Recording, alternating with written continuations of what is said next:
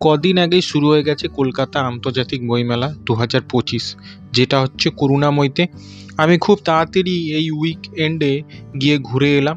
এই বইমেলা আজকে আমি দেখাবো যে বইগুলো আমি কিনেছি। আমি দুটি বই কিনেছি। তো আমি কিনেছিলাম রহস্য সন্ধানে 2, পুলক বন্দ্যোপাধ্যায়ের লেখা। এটি প্রকাশিত হয়েছিল মহুমা পাবলিকেশন থেকে। এর দাম 200 টাকা, ডিসকাউন্টে 180 টাকা।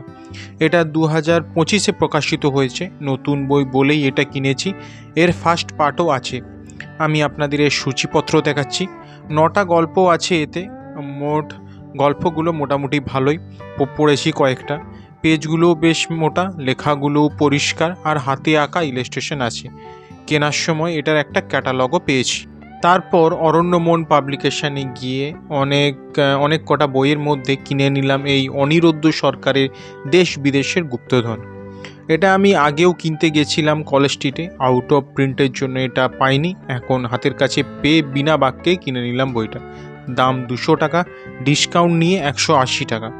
সূচিপত্র দেখে বুঝলাম এতে অনেক গুপ্তধনের খোঁজ আছে। এই সবকটা বইয়ের ফুল রিভিউ আসবে কিছু দিনের মধ্যেই। এর জন্য এই চ্যানেলটাকে সাবস্ক্রাইব করে রাখুন, আর ভিডিওটা ভালো লাগলে লাইক, শেয়ার, কমেন্ট করবেন, চ্যানেলটাকে সাবস্ক্রাইব করবেন।